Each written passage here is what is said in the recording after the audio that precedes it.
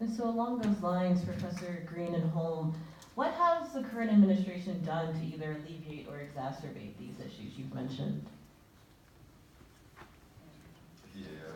I think, in the Obama administration I mentioned at the end, it was sort of funny, I think it was like on their way out, they quickly released this grant program and left hoping that it would stand. The Opening Doors and Expanding Opportunities grant program was one that was really trying to support school districts' efforts to create more racially diverse schools. And there's certainly, it is worth mentioning, I know we sort of are talking a little bit in doom and gloom terms, but there's many, many districts that have taken it upon themselves to try to create more diverse and equitable learning environments for their kids.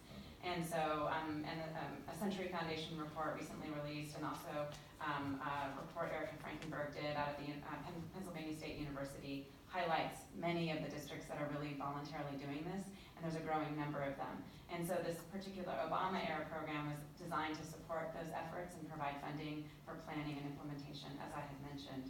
But unfortunately, currently, the new administration is really oriented on school choice, which the research literature really does show largely makes segregation worse by race and by income, and so it's not a terribly helpful approach. And the other thing I'll mention around the Obama administration, which I'm sure many of you are familiar with, the fair housing efforts of the Obama administration, especially affirmatively furthering fair housing. That was a big effort out of the Department of Housing and Urban Development that was really meant to help not only encourage communities receiving federal housing funding to understand ways in which they could try to build housing in places that would further integration, both in neighborhoods and in schools. And that was a really big effort, and that under the current Housing and Urban Development Department under Ben Carson has been basically canceled, put on hold. And so unfortunately some of the efforts to address these problems really have kind of stalled out at the federal level currently, but there are many people working hard to still try to make these things happen.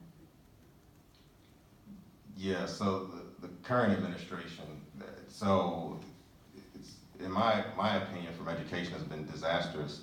One, the proposed budget cuts that would affect after-school programs, and that's disproportionately affecting children of color, children from low-income backgrounds, cutting of career and technical programs, cutting to teacher preparation programs where you have, for whatever reasons, you have shortages in a lot of urban inner-city school districts, so that becomes disastrous. But I think the ideological part too may be even more detrimental.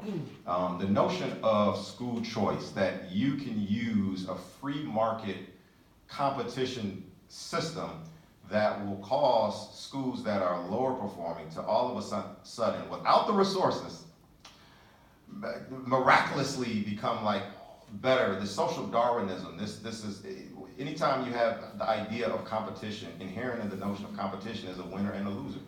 Right, and so when you use this ideology, but the discourse that you use is that you position it as if there is a choice for there to be equitable or equal winners, but baked into the algorithm, there is a winner and there is a loser, that becomes detrimental, and it becomes very confusing for people because the way you're using the language. So ideologically speaking, and we saw the disaster in Michigan with the DeVos family and the support of charter schools and vouchers, and we've seen in Cleveland, we've seen in Florida, we've seen in DC, we've seen in Milwaukee since 1990 that the vouchers and the choice programs empirically have not shown academic achievements greater than the achievement of children attending public schools. But we still continue to invest dollars in political support into things that don't work, right? But there is this goes back again to what I was saying earlier, this notion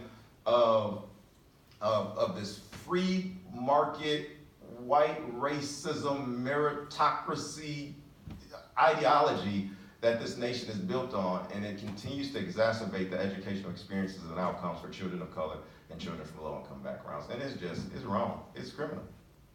And that leads also to school closure, right? That leads to, and we didn't talk about this in Brown, the number of black school leaders, the number of black teachers, the number of black schools that were closed as an unintended consequence of Brown. right?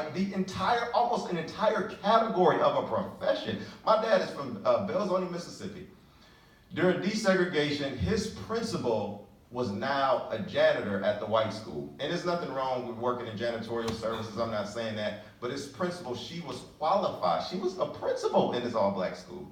Now became a janitor, right? And so we don't talk about those costs and what that means. And so the idea of choice, even if we go back, the idea of choice was used for white folks who didn't want to desegregate, right? They're opening their private academies. They want to have their vouchers. That's the undergirding principle of those notions. But anytime you have competition where there are winners and losers, algorithmically, we know who those winners and losers are by race and class. Historically, we know that in this country.